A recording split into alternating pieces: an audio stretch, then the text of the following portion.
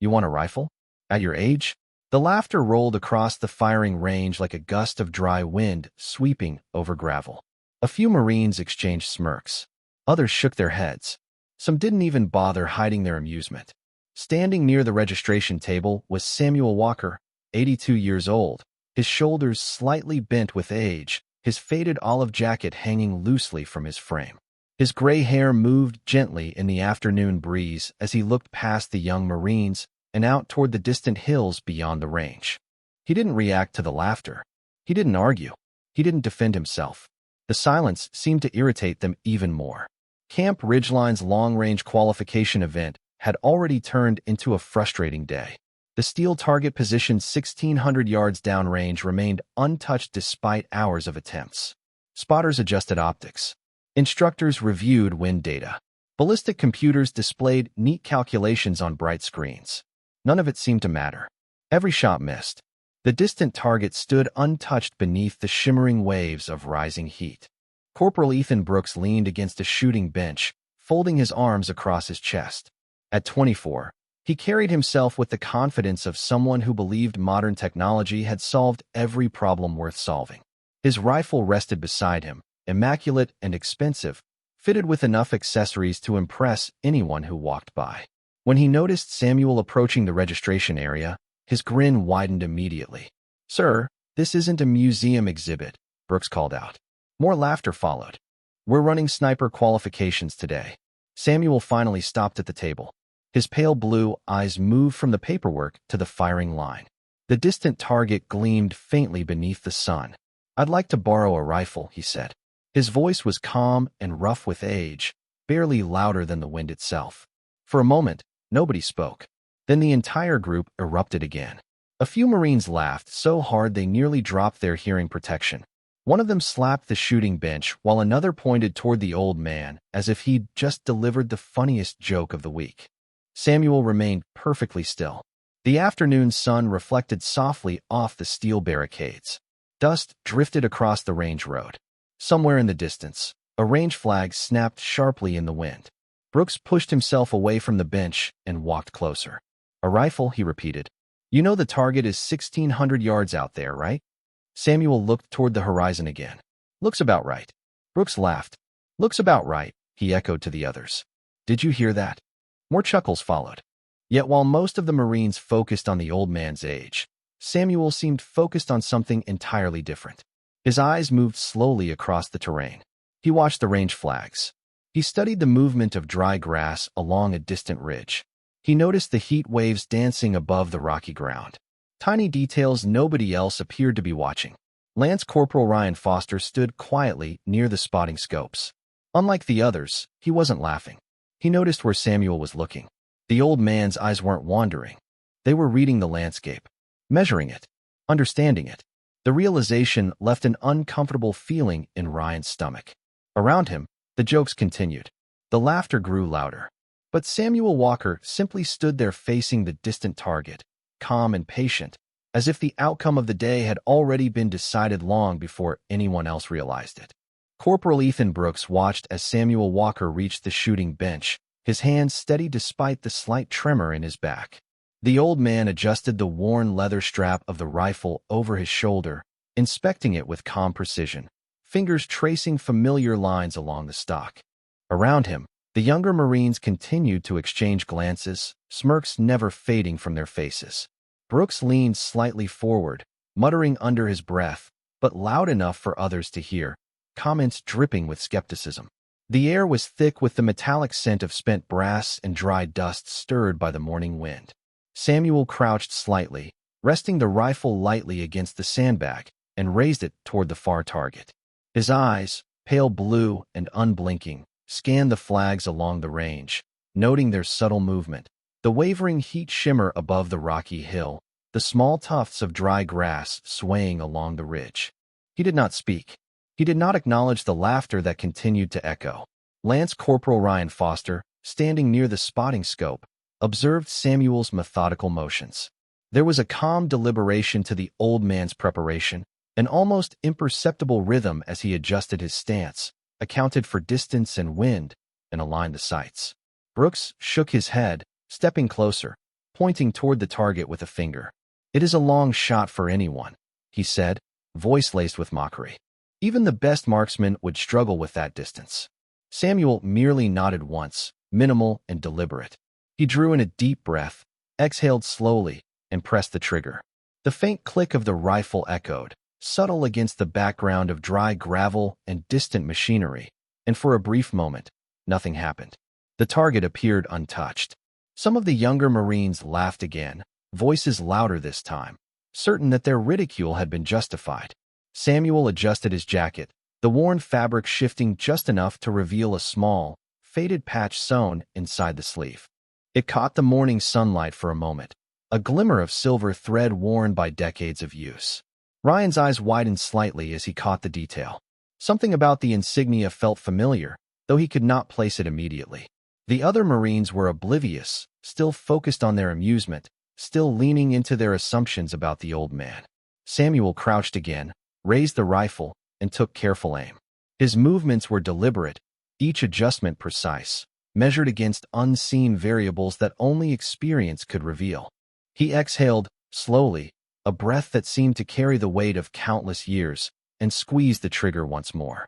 The rifle barked softly, the projectile moving true along the dusty trajectory.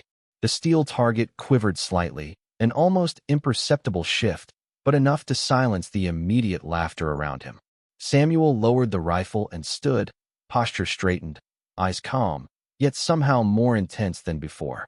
Ryan stepped closer, squinting at the patch now fully visible.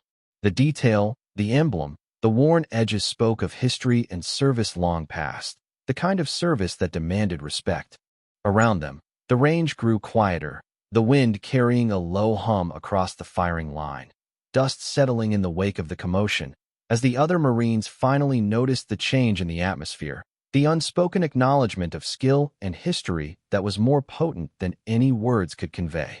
The silence that settled across the range felt heavier than the laughter that had filled it only moments before. Corporal Ethan Brooks lowered his binoculars and stared toward the distant steel target. The faint movement he had seen was impossible to dismiss. Around him, several Marines shifted uneasily, suddenly unsure whether they had witnessed luck or something else entirely. Samuel Walker rested the rifle gently on the bench and looked once more across the rolling terrain stretching beyond the firing line. The afternoon sun hung high above the hills, casting sharp shadows across the dry grass and rocky slopes. Heat shimmer drifted through the air like invisible rivers. Samuel seemed to study every detail, every current, every movement. Ryan Foster found himself unable to look away. The old patch inside Samuel's sleeve continued to bother him, not because it looked important, but because it looked familiar. The faded stitching, the unusual shape, the silver thread worn almost smooth with age. Somewhere he had seen something similar before. He just could not remember where. Brooks finally broke the silence. One good shot does not prove anything. The confidence in his voice sounded thinner now, forced. He stepped toward the bench and folded his arms. Anyone can get lucky once. Samuel glanced at him. His expression remained calm. There was no challenge in his eyes, no pride, no desire to prove anyone wrong. "Maybe," he replied softly. The answer irritated Brooks more than an argument would have. Several Marines gathered closer. Some watched Samuel. Others continued checking the target through spotting optics. The distant steel plate swayed gently in the breeze. Ryan moved toward a nearby equipment trailer where several training manuals and unit reference binders were stored. He could not explain why. Something inside him kept pulling his attention back to that patch. As he walked, the sound of boots crunching gravel mixed with the low hum of generators and the occasional snap of range flags in the wind. Behind him, Samuel remained near the bench, quietly observing the landscape. Ryan opened one of the older reference binders. Dust lifted from the cover. Most Marines never touched these archives. They contained histories of retired units, discontinued insignias, and forgotten training programs. Page after page flipped beneath his fingers. Nothing. Then another page. And another. Suddenly he stopped. His heartbeat quickened. The insignia staring back at him looked remarkably similar. Not identical, but close enough to make his stomach tighten. He read the description twice. Then a third time. The unit had been active decades earlier. Extremely selective. Rarely discussed. Most younger Marines had never heard its name. Ryan looked back toward Samuel. The old man stood exactly where he had been before, hands resting lightly on the rifle, eyes fixed on the horizon. He did not look like someone seeking attention. He looked like someone remembering something far away. The wind shifted across the range. A flag changed direction. Samuel noticed instantly. Ryan saw it happen. A tiny adjustment in the old veteran's posture. A subtle narrowing of his eyes. The same quiet awareness he had displayed from the moment he arrived. For the first time that day, Ryan began to wonder whether the target downrange was not the most extraordinary thing standing on the range. Samuel Walker adjusted the rifle slightly, resting it against the sandbags as he scanned the range with a practiced gaze. Each flag, each ripple in the heat above the dirt, registered in his mind as if reading a map written in the air. Corporal Ethan Brooks and the other Marines watched him with narrowed eyes, the initial laughter now tempered by unease. The realization that the old veteran's attention to detail exceeded their expectations began to settle across the group. Ryan Foster remained closer, notebook in hand, still fixated on the patch revealed beneath Samuel's sleeve, the silver thread catching the sunlight and glinting in a way that suggested significance far beyond its modest size. Samuel crouched slightly, aligning the rifle with the distant steel target again. His hands were steady, fingers adjusting the sight with a subtle touch, almost ceremonial. The breeze shifted, carrying dust and small stones along the firing line, and Samuel's eyes followed every change, calculating trajectories, gauging distances, anticipating conditions that none of the modern instruments had reported. Brooks stepped forward again, lips tightening, watching the precision with growing doubt. "It is still just one shot," he muttered, tone now laced with disbelief. Samuel did not respond. He exhaled slowly, the motion deliberate, and squeezed the trigger. The rifle emitted a soft, controlled report, the bullet tracing a perfect line across the range. The steel target shifted slightly, a subtle but undeniable mark, enough to still the chatter around them. A few Marines instinctively looked to each other, realization dawning. Samuel lowered the rifle, standing straight, shoulders squared, a calm authority emanating from him despite his age. Ryan stepped forward, eyes lingering on the patch. The emblem, worn but intricate, suddenly made sense. The stitching, the pattern, the history encoded within it. This was no ordinary insignia. The memory of the unit flashed through Ryan's mind. Stories he had heard in passing from retired instructors. The names whispered on campus during training days. He could not believe it. Samuel had belonged to an elite group, long disbanded, rarely mentioned, almost mythical in reputation. The wind rustled, flags snapping sharply, and the subtle shift of Samuel's posture indicated his awareness of every detail, every factor affecting the range. The Marines began to understand, even if only subconsciously, that they were observing someone whose knowledge and skill transcended modern technology, someone whose experience had been honed over decades in conditions far more demanding than any qualification course. Brooks' smirk had faded completely, replaced with a tense curiosity. Ryan made a note, documenting the insignia and its unique design, aware that this small detail revealed more than any spoken history could. Around them, the range became quiet, the air charged with anticipation, the younger Marines watching Samuel with a mixture of respect and disbelief, realizing that the man they had mocked was no ordinary participant, but someone whose presence alone shifted the atmosphere, whose experience and quiet authority commanded acknowledgment without a single word being spoken. Ryan stared at the insignia again, his pulse quickening as the pieces finally connected. The symbol belonged to a reconnaissance unit that had been discussed only in old archives and fading stories told by retired instructors. Most Marines had never heard of it. Fewer still had ever seen the patch outside of photographs. He looked up from the binder toward Samuel Walker. At that exact moment, a gust of wind swept across the range. The old veteran reached instinctively toward his sleeve, his fingers brushing the worn patch as if confirming it was still there. The touch lasted only a second, but something changed in his expression. His eyes drifted beyond the firing line, beyond the hills, beyond the range itself. The dry afternoon air disappeared. The sound of generators faded. The distant steel target vanished. In its place came the memory of another landscape from another lifetime. Samuel was 20 years old again. The air carried the scent of wet earth after rain. Dense trees stretched across rolling terrain beneath a pale morning sky. Everything felt quiet except for the steady whisper of wind moving through the leaves. Young Marines moved carefully along a narrow trail, their uniforms damp from the humidity, their faces focused and alert. Samuel remembered the weight of responsibility resting on his shoulders. Not because of rank, not because of recognition, because others depended on him. The patch on his sleeve had been new then, its silver stitching bright beneath the sunlight. It was not awarded for fame. It was not given for ceremony. It represented trust, the trust to observe what others missed, to remain calm when confusion spread, to guide others through uncertainty. He remembered standing on a ridgeline before sunrise, studying distant terrain through a scope while morning fog drifted across the valleys below. Beside him stood a young lieutenant named Michael Donovan, fresh-faced, determined, intelligent. The future general had been little more than a young officer learning how to lead.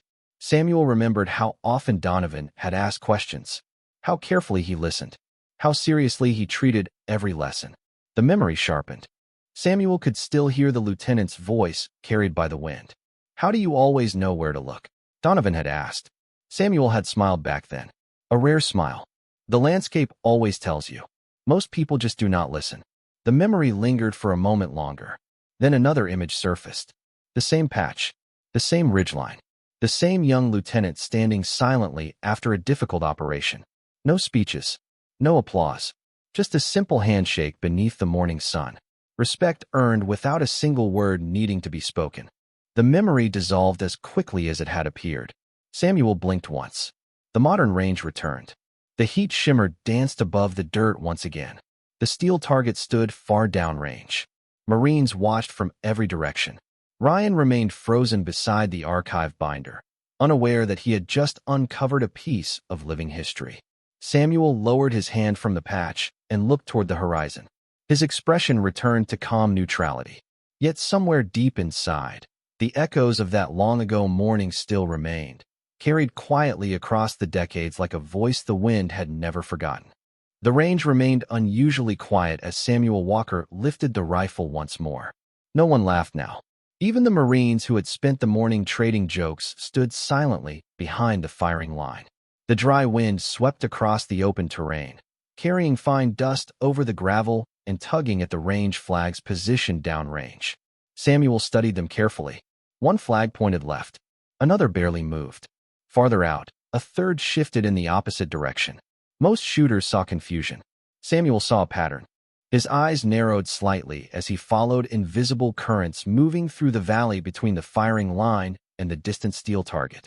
Corporal Ethan Brooks watched from a few feet away, no longer certain of anything he had assumed earlier. The confidence that had fueled his mockery was fading, replaced by curiosity he did not want to admit. Samuel settled behind the rifle. His breathing slowed. The noise of the range seemed to disappear around him. Ryan Foster glanced from Samuel to the old archive binder still resting beside him. The symbol in the photograph matched too closely to ignore. The more he looked, the more convinced he became that the elderly man standing before them had once belonged to something extraordinary. Samuel adjusted the rifle a fraction of an inch. The movement was almost invisible. He waited. A gust crossed the valley. Then another. He continued waiting. Several Marines exchanged confused looks. Why was he delaying? The conditions looked the same, but Samuel knew better. Finally, the breeze shifted exactly as he expected. His finger tightened gently against the trigger. The shot broke. The sound rolled across the range and vanished into the open air. For a moment, nobody moved. Every eye turned toward the distant target. The seconds felt longer than they should have. Then the unmistakable metallic ring drifted back across the valley. Clear, sharp, undeniable. The steel target trembled beneath the impact. A stunned silence swept through the firing line. One Marine lowered his binoculars. Another checked the spotting scope again, convinced he must have seen it wrong. But the result remained unchanged. The hit marker sat exactly where it should.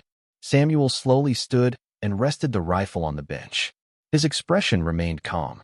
There was no celebration, no smile, no sign that anything unusual had happened. To him, it seemed routine. Around him, however, The atmosphere had completely changed. Brooks stared at the target through a spotting optic.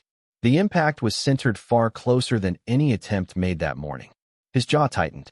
The impossible shot they had spent hours chasing had been completed in a matter of minutes by a man they had dismissed as irrelevant. Ryan felt his pulse quicken. The hit itself was remarkable, yet somehow it no longer felt like the biggest story unfolding on the range. His attention returned to the patch, to the unit history, to the young lieutenant named Michael Donovan mentioned repeatedly throughout the archived records. Ryan pulled out his phone and began searching deeper through military references available to base personnel. What he found next caused him to freeze. The name Samuel Walker appeared exactly once. Beside it was a note attached to a decades-old commendation record, and directly beneath that record was another name, General Michael Donovan. Ryan Foster's fingers froze over the phone screen as the military records confirmed what he had only begun to suspect. Samuel Walker's service history was impeccable. Each entry meticulously logged, each commendation rare and significant. The name of the unit, long disbanded and considered legendary, was listed alongside dozens of operations that had shaped the careers of officers who were now generals themselves. Ryan looked up from the screen to Samuel, who remained poised by the shooting bench, the sun glinting softly on the aged metal of the rifle. He moved deliberately, adjusting the sling over his shoulder as if he had been performing this exact motion countless times before. The younger Marines around him shifted nervously, whispering amongst themselves. The previous confidence in their mockery dissolved into an unspoken tension. Brooks' eyes darted to Ryan, noticing the subtle recognition in the younger corporal's gaze, though Ryan did not speak. Samuel raised the rifle slowly, aligning the sights once more, scanning the distant target with the same methodical precision. Time seemed to slow. Each heartbeat echoed in Ryan's chest. The wind shifted again, carrying dust and heat waves across the line, but Samuel anticipated it, adjusting minutely, imperceptibly. Brooks swallowed hard. A tension, almost tangible, hung over the range. Samuel's finger pressed lightly against the trigger, and the rifle barked once more. The bullet traced its path with flawless trajectory, impacting exactly where intended. Silence reigned across the line. No one moved. The younger Marine's jaws tightened. The magnitude of the shot was only part of the revelation. The patch on Samuel's sleeve, now fully visible, told the rest of the story. It was more than a symbol. It was a legacy. Ryan stepped back, heart racing. He had seen the records. He understood the rarity. He understood the significance. Every Marine present now perceived the depth of Samuel's expertise and history. The quiet authority that radiated from him, so understated yet so commanding, filled the open space of the range. The whispers of wind and the distant rustling of dry grass were the only sounds. No applause. No congratulations. Samuel lowered the rifle gently, resting it on the bench. His eyes, pale and calm, scanned the Marines, not with pride, not with arrogance, but with a measured, serene acknowledgment of what had transpired. Brooks finally took a breath, realizing the full scope of what they had witnessed. The man they had dismissed as an old, fragile veteran was in fact a repository of experience, insight, and competence that transcended the equipment and training they relied on. Samuel's presence alone demanded a quiet respect, one that did not require words. The realization rippled through the group, leaving a profound stillness. Each Marine turned slightly, looking at the patch, at the man, at the landscape beyond the range. Ryan's eyes lingered longer than the rest, understanding that history and skill combined in a single, living form, that the quiet veteran had shaped outcomes long before this morning. The weight of that knowledge pressed down softly, like a warm breeze across the valley. It was not intimidation. It was recognition, and it passed silently, with every person present feeling the shift in authority, understanding, and respect without a single word being spoken. Ryan Foster stepped away from the firing line and moved toward the administration building at the edge of the range. His heart was pounding harder now. The archived records had already raised questions, but one detail refused to leave his mind. General Michael Donovan. The name appeared too many times beside Samuel Walker's service history to be coincidence. Inside the small operations office, fluorescent lights hummed softly overhead. A ceiling fan turned lazily against the afternoon heat. Ryan sat at an empty workstation and logged into the internal personnel database. His fingers moved quickly across the keyboard. Service records, historical commendations, unit associations. The screen loaded one page after another. Then he found it. A faded scanned document from decades earlier. The image quality was poor, but the signatures remained clear. Lieutenant Michael Donovan. Staff Sergeant Samuel Walker. Ryan stared at the document for several seconds. The connection was undeniable. Samuel had not merely served in the same organization. He had served directly alongside the man who now commanded thousands of Marines. Outside, the range remained quiet. Samuel stood near the bench, looking toward the distant ridgeline as if none of the attention around him mattered. Corporal Ethan Brooks remained nearby, struggling to process everything he had witnessed. The old veteran's impossible accuracy had already challenged every assumption he had made that morning. The patch only deepened the mystery. Ryan grabbed his phone. For several moments he hesitated. Then he made the call. The line connected to the office of Colonel James Mercer, commander of the training battalion overseeing the event. A staff aide answered immediately. Ryan introduced himself and requested to speak to the colonel regarding an urgent personnel matter. Minutes later, Mercer came on the line. Ryan carefully explained what he had discovered. At first, the colonel sounded skeptical. Then Ryan provided the unit designation, the archived references, the historical commendation. Silence followed. Long silence. Ryan could hear papers moving on the other end. A keyboard clicking. Then Mercer spoke again, his voice noticeably different. Stay where you are. The line disconnected. 20 minutes later, a black government vehicle rolled onto the range access road. Dust followed behind it in a long cloud.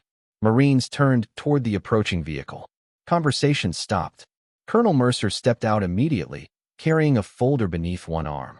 He ignored everyone else and walked directly toward Samuel Walker. The older man noticed him approaching, but showed no reaction. Mercer stopped several feet away. His eyes moved briefly to the faded patch, then back to Samuel. The colonel opened the folder and studied a photograph inside. He looked at Samuel again.